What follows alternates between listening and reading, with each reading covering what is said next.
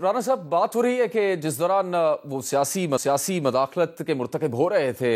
سابق D G ISI، اس وقت انہوں نے نواز شریف صاحب اور آصف زرداری صاحب سے بھی رابطہ کیا تھا۔ آپ نواز شریف صاحب کے قریبی ساتھی ہے، آپ کے علم میں ہے کہ انہوں نے رابطہ کیا تھا ان سے؟ نہیں، رابطہ دیکھیں، جب قمر جاوید باجوہ صاحب آرمی چیف تھے تو آپ کے علم میں ہے کہ اس کا کچھ عرصہ جو ہے، بلکہ 16 سے 18 تک 2 سال تو میاں نواز شریف صاحب وزیر اعظم تھے، تو یقیناً اس دوران رابطہ ہوتا ہوگا۔ اس وقت کی بات نہیں ہو رہی، اس وقت جب 2022 میں نئے آرمی چیف کا انتخاب کیا جانا تھا، اس وقت کی بات ہو رہی ہے۔ اس وقت جو میرے نوٹس یا میری انفارمیشن میں ہے کہ جب آرمی چیف کی تعیناتی سے متعلق معاملات جو ہے وہ چل رہے تھے، تو اس وقت فیض حمید صاحب کی طرف سے کچھ لوگوں نے، اللہ بہتر جانتا ہے کہ انہوں نے کہا تھا یا نہیں کہا تھا، تو وہ جو ہے وہ بھاگ دوڑ کر رہے تھے کہ ان کو آرمی چیف بننے کی جو لابی آپ کہہ لیں اسے، تو لیکن انہوں نے ذاتی طور پہ رابطہ کیا یا نہیں کیا، اس بارے میں میرے پاس کوئی انفارمیشن نہیں ہے۔ راز صاحب، آپ کا ایک موقف رہا ہے جو عدالت میں معاملات زیر سماعت ہے کہ سپریم کورٹ کے آئینی بینچ نے بھی کہا کہ 9 مئی کے حوالے سے تمام FIRs طلب کی ہیں۔ سوال یہ اٹھایا جا رہا ہے کہ جو شخص آرمڈ فورسز میں نہیں ہے وہ اس کے نیچے کیسے آ سکتا ہے؟ تو سویلین کا ٹرائل فوجی عدالت میں ہونا، آپ کا اس پہ موقف کیا ہے؟ دیکھیں، اس میں جو ہے وہ کیسز کی مختلف نوعیت جو ہے وہ ہو سکتی ہے۔ وہ کیسز جو آرمی ایکٹ کے تحت جو ہے وہ درج ہوئے ہیں، اور آرمی ایکٹ جو ہے وہ 1952 وہ ابھی تک ایک ویلڈ لا ہے، تو اب ایسے لوگ جو آرمی کے کنٹونمنٹ ایریا میں جا کے کوئی ایسا جرم سرزد کریں جو آرمی ایکٹ کی دفعات میں قابل جو ہے وہ سزا ہو، تو آپ مجھے بتائیں کہ پھر اس کا چلان اگر آرمی ایکٹ میں نہیں ہوگا اور وہ اس کا فیصلہ جو ہے وہ ملٹری کورٹ میں نہیں ہوگا، تو پھر کہاں پہ ہوگا؟ یہ لوگ جو بارڈر کراس کر کے چلے جاتے ہیں انڈیا، اور وہاں سے بعض لوگ سمگلنگ میں ملوث ہوتے ہیں، بعض لوگ جو ہیں وہ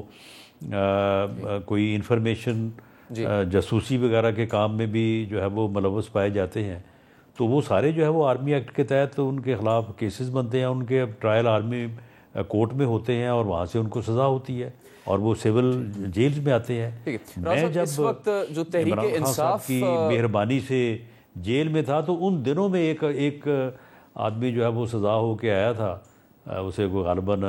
4 سال سزا ہوئی تھی، تو اس نے مجھے خود بتایا کہ جی میں بارڈر کراس کر کے گیا تھا تو واپسی میں پکڑا گیا، اور اس کے بعد مجھے ملٹری کورٹ سے جو ہے وہ سزا ہوئی ہے۔ عمران خان صاحب کی مہربانی کا آپ نے ذکر کیا رانا صاحب، لیکن تحریک انصاف کی طرف سے کچھ چیلنج ہے حکومت کو درپیش۔ اس سے بڑا چیلنج اس وقت مولانا فضل الرحمان کی ناراضگی لگ رہا ہے، اور انہوں نے بڑا ایک تکنیکی نقطہ بھی آج پیش کیا ہے، وہ ذرا آپ کو سنواتے ہیں، پھر آپ کی خدمت میں سوال پیش کریں گے۔ کیا صدر مملکت ایک ایکٹ کے اوپر یا ایک آئینی ترمیم کے اوپر جو پارلیمنٹ سے پاس ہو جائے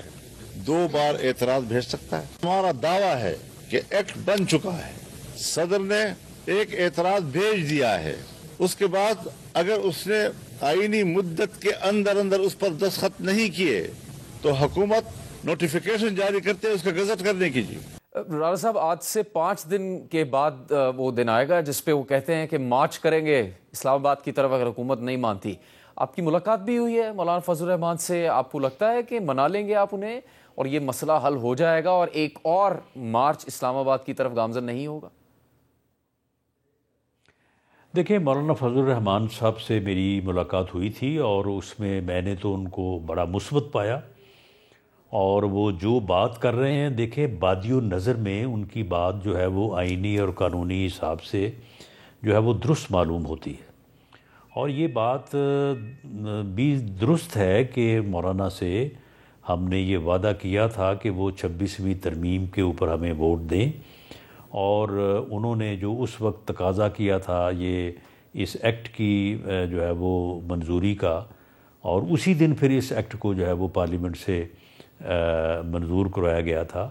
تو یہ بالکل یہ بات ایسی ہی ہے۔ لیکن اگر اس میں کوئی دقت آ گئی ہے اور کوئی دقت جو ہے وہ